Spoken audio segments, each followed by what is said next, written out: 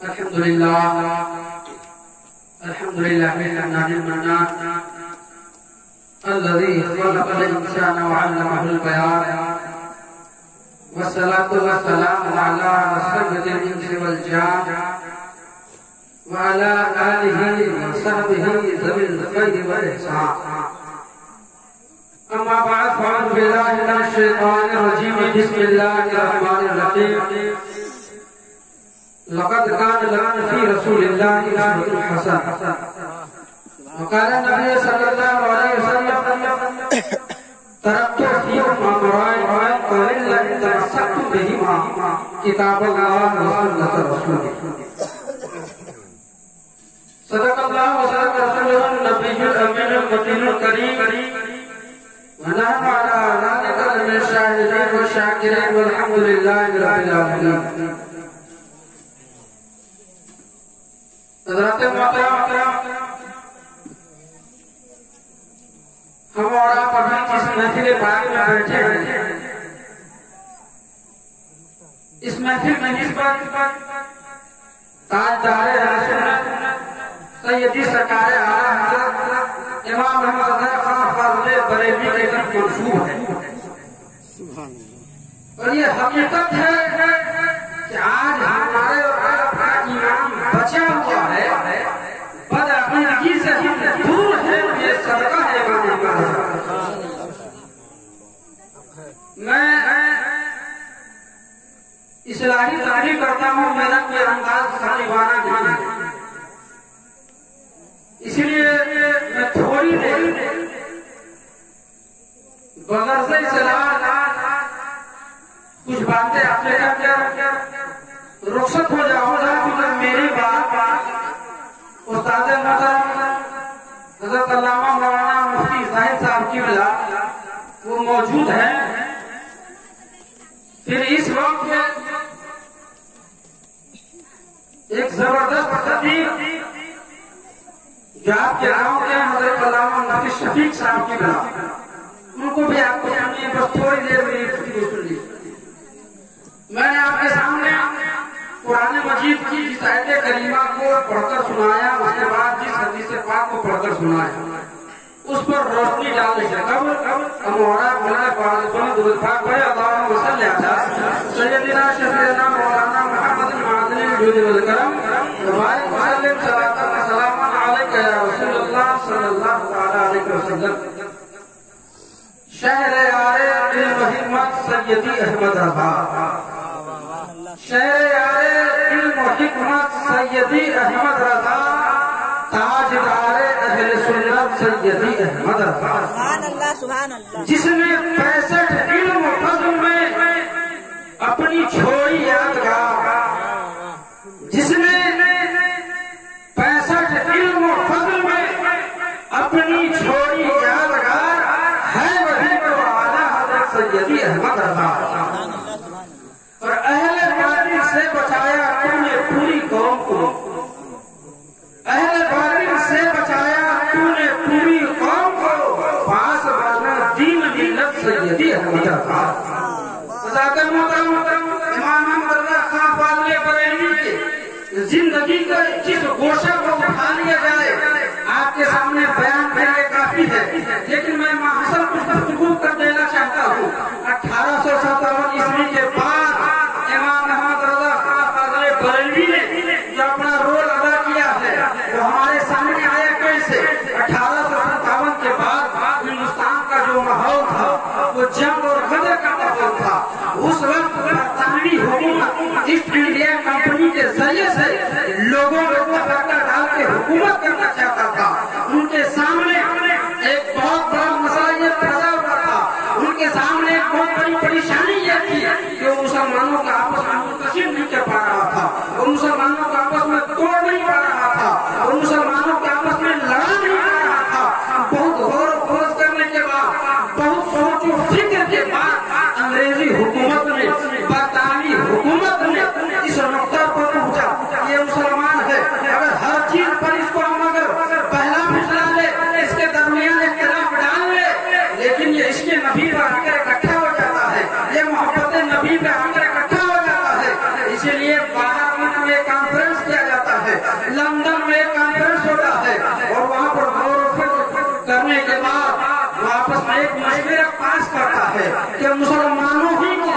जमात में से, उन्हीं के लोगों में से कुछ लोगों को लाओ जो अपने दीन के अंदर फर्का डाले, जो अपने अकीदा पर हमला करे। चुनांचे उसके बाद कुछ मौलवियों को खरीदा गया, कुछ कुर्ता पजामा जहाँ लोगों को खरीदा गया। अब साइंस सिखाते हुए हमारे रात की तरह कुर्ता पजामा भी पहने हुआ है, दाढ़ी भी रखे हुआ है, अब उसको खरीदा गया, उनके जरिए से लिखवाया गया। क्या लिखवाया गया?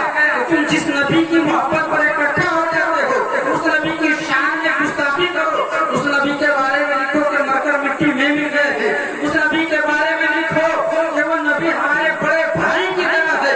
जब वो लिखना शुरू किया तो लोग तसव्वुफ में पड़ गए, लोग शशोफन में पड़ गए कि भाई ये तो हमारे तरह कुर्ता पजामा पहनने वाला है, ये हमारी तरह कुर्ता पहनने वाला है, ये हमारी तरह दाढ़ी भी रखे हुआ है, लेकिन नबी की शान में ये अकीदा दूसरा बयान कर रहा है, हमारा अकीदा दूसरा है। और उसी वक्त क्योंकि साइंस भी इस्लाम पे हमलावर था, इसी दरमियान लोग शशोफन में थे, अकीदा में लोग शक व शुबहा में जा रहे थे, अकायद के मामले में तजव्वुज़ में जा रहे थे। चुनांचे 18 शव्वाल 1272 हिजरी को मोहल्ला सौदागराम में बरेली शरीफ की धरती पर इमाम अहमद रज़ा की शक्ल में एक शख्सियत की पैदावारी होती है। और इमाम अहमद रज़ा जब बरेली की धरती पर आते हैं तो काम क्या करते हैं? सबसे पहले हमारे रात के अकायद की हिफाजत हो रही है। और कैसे हमारा अकीदा की हिफाजत कर रहे हैं? जब देख रहे हैं एक तरफ साइंस में इस्लाम पे हमला हुआ है, दूसरी तरफ अपने ही कुछ लोग नबी की शान में गुस्ताखी कर रहे हैं। इमाम अहमद रज़ा ने कलम उठाया, इमाम अहमद रज़ा ने लिखना शुरू किया और सारी दुनिया के मुसलमानों के नजरिया मोहब्बत रसूल पर इकट्ठा कर लिया, मोहब्बत नबी पर सबको जमा कर लिया। यानी उस जमाने में जो इमाम अहमद रज़ा के नजरिए से इत्तेफाक किया, जो इमाम अहमद रज़ा के नजरिए से राय रखा, जो इमाम अहमद रज़ा के नजरिए से मुत्तफिक हो गया, वो बच गया। जो इमाम अहमद रज़ा के नजरिए से अलग हो गया, वो फंस गया और गुमराह हो गया। इमाम अहमद रज़ा ने हमारे रब के अकायद की इस तरह कदर की कि आला हज़रत सरकार ने कलम चलाया, मुसलमानों के अकायद की हिफाजत होती रही। इसलिए किसी शायर ने क्या खूब कहा है, या रसूल अल्लाह हमने समझा न था आप काम करवा, क्योंकि उस जमाने में वहाबी कुछ और अकीदा बयान कर रहे थे, देवबंदी कुछ और अकीदा बयान कर रहे थे, रसूल की अज़मत के बारे में लोग तजव्वुज़ में थे। शायर ने कहा या रसूल अल्लाह हमने समझा न था आप काम करवा, एक वली ने मगर हम पे एहसान किया, सुरमाए इश्क आंखों में पहना दिया, डाल दी कल्ब में अज़मत मुस्तफ़ा सैयदी। इमाम अहमद रज़ा ने हमारे और आपके अकायद की हिफाजत की, क्योंकि आला हज़रत की शख्सियत इल्मी हवाले से बहुत ज्यादा मारूफ, जो अहले इल्म के दरमियान जानते हैं।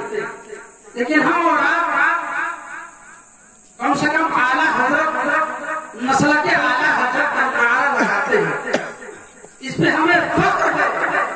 एक मुजद्दिद ऐसा मिला कि दामन के जरिए से हमारा अकायद की हिफाजत। मैंने आपके सामने एक हदीस मुक़द्दसा पढ़कर सुनाया। अल्लाह के नबी ने इरशाद फरमाया, तरक्तु फीकुम अमरैन लम तदिल्ला इन तमस्सक्तुम बिहिमा किताबल्लाह व सुन्नत रसूल। आला हज़रत सरकार अपने अमल के जरिए से लोगों को बताया कि हमारे अकायद की हिफाजत हो गई, हम अकीदा में मुस्तहकम और मजबूत थे। लेकिन हम और आप सुन्नी सही अकीदा मुसलमान हैं, तो हमें अमल की दुनिया में भी आना होगा, हमें अमल करके भी दिखाना होगा। अल्लाह के नबी ने इरशाद फरमाया, तरक्तु फीकुम अमरैन, कि मैं तुम्हें दो चीजें छोड़कर जा रहा हूँ। लन तदिल्ला इन तमस्सक्तुम बिहिमा, इन दोनों को अगर तुम मजबूती से पकड़ लोगे, इन दोनों को इन दोनों के दामन से वाबस्ता रहोगे तो कभी गुमराह नहीं। उसमें से पहली चीज अल्लाह की किताब कुरान मजीद, और दूसरी चीज रसूलुल्लाह सल्लल्लाहु अलैहि वसल्लम की सुन्नत। आप सबसे पहले ये जान लीजिए कि हम और आप जिस नबी का कलमा पढ़ते हैं, जनाब अहमद मुस्तफा मोहम्मद सल्लल्लाहु अलैहि वसल्लम, उम्मते मोहम्मदिया को हम और आप जिस नबी की उम्मत में है, हमारी कुछ खूबी कुछ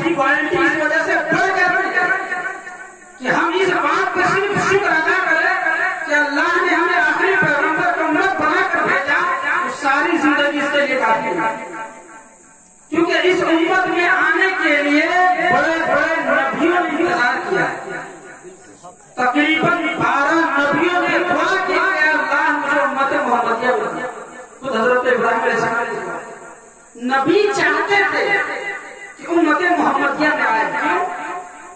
جتنے نبی اس دنیا میں آئے سب کا مقصد ایک تھا، اصلاح عقائد کی اصلاح عمل۔ ہر نبی کا بھیجنے کا مقصد جب بھی سماج میں برائی پھیلا، جب بھی معاشرے میں گندگی پھیلی، جب بھی معاشرے میں آوارگی نے جنم لیا، تو اللہ نے کسی نبی کو بھیجا، کسی پیغمبر کو بھیجا، کسی رسول کو بھیجا۔ بھیجنے کا مقصد یہ ہے کہ وہ نبی آ کر اس برائی کو دور کرے، اس گندگی کو دور کرے، اس آوارگی کو دور کرے۔ ہر نبی کا آنے کا مقصد یہی ہے۔ حضرت آدم علیہ السلام سے لے کر ہمارے رات نبی تک جتنے نبی آئے سب کا مقصد یہی اصلاح عقائد اور اصلاح اعمال۔ لیکن ہم اور آپ جس نبی کو امت میں ہے ان کی کچھ کوالٹی ہے، ان کی کچھ خوبی ہے۔ خوبی کیا ہے؟ جب آپ تاریخ پڑھیں گے، علماء سے سنیں گے، تب آپ کو پتہ چلے گا ہمارے نبی کے آنے سے پہلے جتنے بھی نبی آئے اس میں سے بہت سارے ایسے انبیاء ہیں جو کچھ فلسطین کے سرزمین پر آئے، کچھ عراق کے سرزمین پر آئے، سب اصلاح عقائد کے لیے آئے۔ لیکن جتنے نبی آئے سب کو اللہ نے خالی ہاتھ بھیجا۔ کسی کو اللہ تعالیٰ نے مسلح بنا کر نہیں بھیجا، کسی کو فوج اور ہتھیار دے کر نہیں بھیجا، بلکہ سب کو خالی ہاتھ بھیجا۔ جبکہ اصول یہ ہے، قانون یہ ہے کہ اللہ قادر مطلق ہے، وہ چاہتا تو اپنے نبی کو پہلے دستور دے دیتا، پہلے مسلح کر دیتا، پھر بھیجتا، پہلے ان کو ہتھیار دے دیتا، پھر بھیجتا۔ لیکن اللہ نے خالی بھیجا، خالی ہاتھ کیوں بھیجا؟ جبکہ آج بھی اصول یہ ہے کہ کوئی بھی ملک جب اپنا سفیر بھیجتا ہے تو وہ مسلح بنا کر بھیجتا ہے، اس کو طاقت و قوت دے کر بھیجتا ہے، اس کو سلطنت دے کر بھیجتا ہے۔ لیکن اللہ نے حضرت موسیٰ علیہ السلام کو فرعون کے مقابلے میں تنہا بھیجا، اللہ نے حضرت ابراہیم کو نمرود کے مقابلے میں تنہا بھیجا۔ بھیجنے کا مقصد کیا تھا؟ اللہ چاہتا تو فوج دے کر بھی بھیج سکتا تھا، اللہ چاہتا تو اس کو ہتھیار بند بھی بھیج سکتا تھا۔ لیکن اگر حضرت موسیٰ علیہ السلام کو سلطنت دے دی جاتی، پہلے ہی بادشاہ دے دی جاتی، تو تاریخ یہ بتاتی کہ 2 بادشاہوں کے درمیان مقابلہ ہوا، 2 بادشاہوں کے درمیان جنگ ہوئی، ایک جیت گیا دوسرا ہار گیا۔ لیکن تاریخ آج کیا کہہ رہی ہے؟ حضرت موسیٰ علیہ السلام کو فرعون کے مقابلے میں تنہا بھیجا گیا، بغیر کسی لاہور لشکر کا بھیجا گیا، بغیر کسی ہتھیار کا بھیجا گیا۔ لیکن تاریخ یہ بتاتی ہے کہ حضرت موسیٰ تنہا تھے، حضرت موسیٰ اکیلے تھے، پھر بھی حضرت موسیٰ جیت گئے، فرعون ہار گیا، فرعون شکست کھا گیا، حضرت ابراہیم جیت گئے، نمرود ہار گیا۔ پتہ یہ چلا اگر انسان حق پہ ہے تو وہ اکیلا کیوں نہیں ہو، فتح اس کی ہوتی ہے، جیت اسی کی ہوتی ہے۔ حضرت محترم نبی کو تنہا بھیجا گیا، نبی کو اکیلا بھیجا گیا۔ پھر ہمارے اور آپ کے نبی کو تبلیغ کے لیے جو زمین دی گئی، فلسطین کی زمین، عراق کی زمین، یہ دوسرے نبیوں کو دی گئی۔ اس زمین کے بارے میں تاریخ بتاتی ہے کہ زمین آج بھی اس زمین میں کچھ ہریالی پائی جاتی ہے، یہاں کے لوگ آج بھی نرم طبیعت کے ہوتے ہیں۔ سب نبی کو زمین دی گئی، لیکن ہمارے آپ کے آقا جناب احمد مصطفیٰ محمد صلی اللہ علیہ وسلم کو جو زمین دی گئی تھی، وہ تبلیغ کے لیے جو زمین دی گئی تھی، وہ زمین بڑی سخت تھی۔ ایسے یہ اصول یہ ہے کہ کوئی بھی آدمی، کوئی بھی انسان یا کوئی بھی نبی آئے گا تبلیغ دین کے لیے اٹھے ہیں، خدمت دین کے لیے اٹھے ہیں، تو سماج نے ان کو پریشان کیا ہے، ان کو تکلیف سے گزرنا پڑا ہے۔ آج بھی علماء کرام، آج بھی مفتیان اذان جو خدمت دین کرتے ہیں، مدرسہ چلا رہے ہیں، جب تبلیغ دین کے لیے آپ کے پاس پہنچتے ہیں تو آج بھی سماج کو ان کو جھیلنا پڑتا ہے۔ یہ اصول ہے، اگر تبلیغ دین کے لیے آپ کھڑے ہوں گے آپ کو سماج کبھی برداشت نہیں کر سکتا، آپ کو تکلیف کا سامنا کرنا ہوگا۔ لیکن ہمارے رات کو آقا کو جو زمین دی گئی تھی وہ کیسی زمین دی گئی تھی؟ قرآن کہتا ہے وہ زمین تھی وادی غیر ذی زرع، یہ زمین پتھروں کی زمین تھی، یہ زمین ریتوں کی زمین تھی، اور صرف زمین پتھر کے نہیں، در دیوار بھی پتھر کے ہیں، ہاتھوں میں پتھر لیے ہیں، لوگ بھی پتھر کے ہیں، اور معبود بھی پتھر کے ہیں۔ ان پتھری کی زمین میں سب لوگ پتھر کے، دل بھی پتھر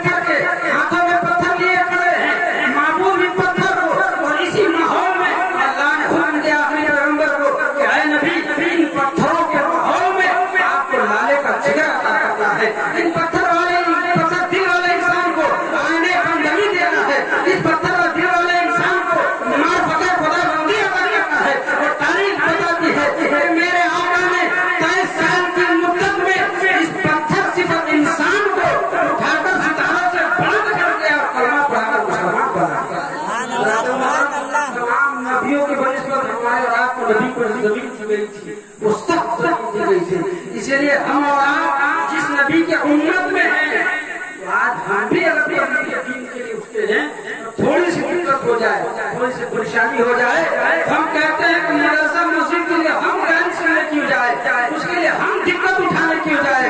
आप जब इस तारीख को पढ़ेंगे, आप जिस नबी के उम्मत में अगर आप समझ लेंगे, तो आपके ज़बान से जुमला कभी नहीं मिल सकता है।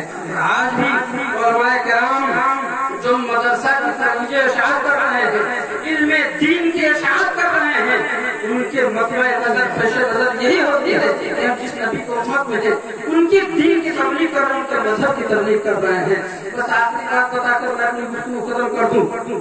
मैंने आपके सामने जिस हदीस मुक़द्दसों को पढ़कर सुनाया, सारे गुस्सों पे तो रोशनी नहीं डाल सकता, चंद गुस्सों पर रोशनी डालकर मैं गुफ्तगू खत्म कर दूं। दुरूद पाक पढ़िए। अल्लाहुम्मा सल्लि अला सय्यिदना शफीना मौलाना मुहम्मद व बारिक वसल्लिम सल्लल्लाहु अलैहि वसल्लम या रसूलल्लाह सल्लल्लाहु अलैहि वसल्लम।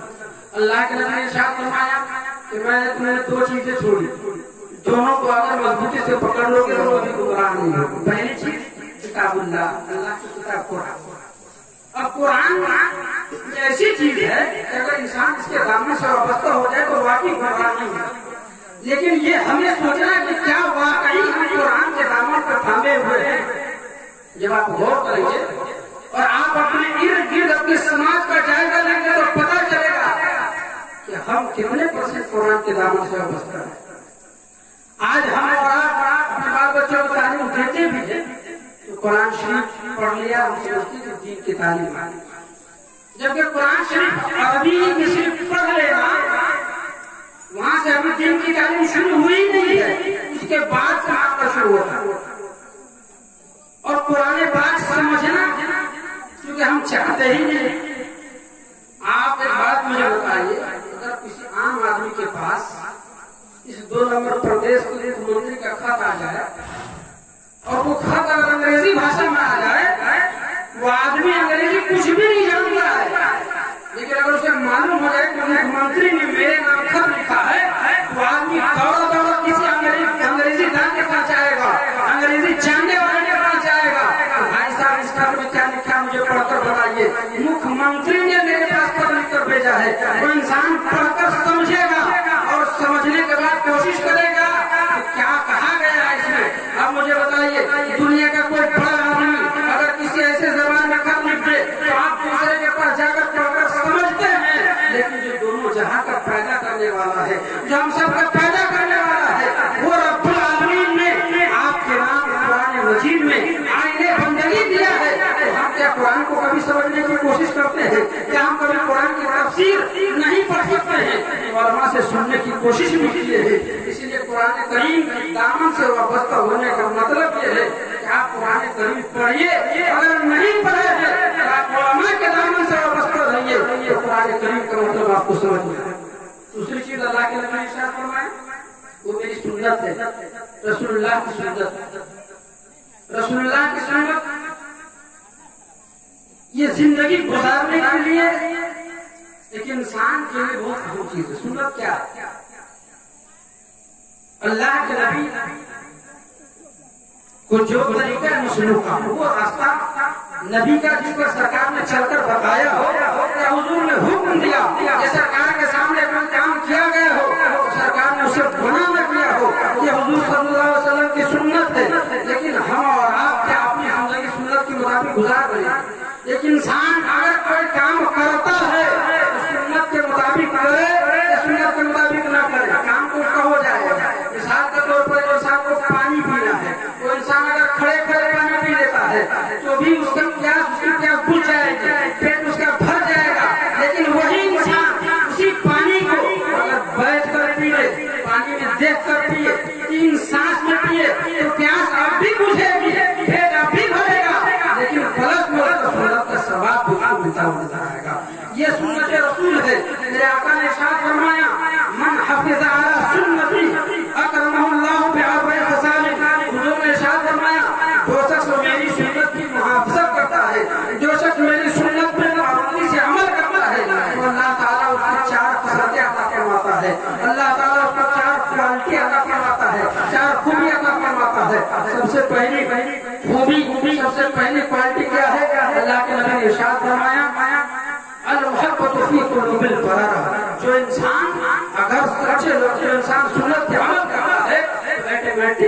इंसान की मोहब्बत नेक लोगों के दिल में बैठ जाए। दूसरी चीज उन्होंने इरशाद फरमाया अल-हैबतु फिल फजर, और बदकार लोगों के दिल में उसकी हैबत है। आज भी आप देखिए जो इंसान पाबंदी के साथ नमाज पढ़ता है, सुन्नत पे अमल करता है, तो शराबी से आप बात करें ना करें, उसके दिल की जो कैफियत होती है अलग है। और तीसरी चीज अल्लाह करना इरशाद फरमाया अस्साअतु फिर रिज़्क़, अल्लाह ताला उसके रिज़्क़ में उसके कमाई में बरकत डालता है जो सुन्नत पे अमल करता है। और चौथी चीज जो सबसे बड़ी चीज है हुज़ूर ने इरशाद फरमाया जो इंसान सुन्नत पे अमल करता है तो अल्लाह ताला उसको ये क्वालिटी देता है कि अस्सहतु फिद्दीन, अल्लाह ताला उसको दीन पर मजबूती अता फरमाता है। तो जो इंसान दीन पर मजबूत हो जाए, जो इंसान दीन पर पुख्ता हो जाए, वो कभी गुमराह नहीं हो सकता है, वो कभी भटक नहीं सकता है। और दीन पर जब इंसान मजबूत होगा, सुन्नत पर अमल करेगा, सुन्नत को कब समझेगा जब उलमा से करीब होगा, उलमा से करीब होगा, नेक लोगों के दिल में उसकी मोहब्बत बैठ जाएगी। एक बहुत बड़े आलिम दीन है, पाकिस्तान के आलिम है मुल्ला अब्दुल हकीम पीर सियालकोट। ये इतने बड़े आलिम हैं कि इनकी बेशुमार तस्नीफ भी है। इनकी तारीख जिंदगी में मैंने एक वाक़या पढ़ा है कि हजरत जब किताब लिखने के लिए बैठते थे या मुताला के लिए बैठते थे तो उनके पैर के नीचे रोगने बादाम शीर डाला जाता था, बादाम का तेल। मकसद क्या होता था कि जब कोई भी इंसान दिमागी काम करता है तो अगर तेल में वो पैर डुबाया हुआ उसका दिमाग तरोताजा होता। तो वो तेल क्यों नहीं डालते थे, बल्कि उसी सियालकोट के रहने वाला एक बहुत बड़ा हाकिम बादशाह अली के अपने जमाने में वो डालता, हफ्ता 10 दिन के बाद तेल चेंज कर देता। तो वो बादशाह उस तेल को जो हफ्ता 10 दिन के बाद खाने का लिए दिन का पैर लगा हुआ है, उस तेल को फेंकवाते नहीं थे, बल्कि उसको तेल को अपने घर मंगा लेते। और जब दस्तरखान पर खाना खाने के लिए बैठते थे तो उस तेल को लाया जाता था। तारीख बताती है कि वो बादशाह छोटे छोटे प्यालों में उस तेल को निकाल कर अपने घर वाले को हुक्म दिया करते थे इस तेल को अपने बच्चों को खिलाओ, इस तेल को अपने घर वाले को खिलाओ, क्योंकि इसमें एक आदमी दीन का पैर लगा हुआ है। हज़रत मोहतरम, अगर आज भी इंसान सुन्नत पे अमल कर ले तो नेक लोगों की मोहब्बत उसके दिल में बैठ जाती है, इंसान के दीन पे भी पूरी हो सकती है। रब ताला की बारगाह में दुआ है अल्लाह ताला उन तमाम हज़रात को से ज्यादा उस पर अमल करने की तौफीक अता फरमाए। वालेकुम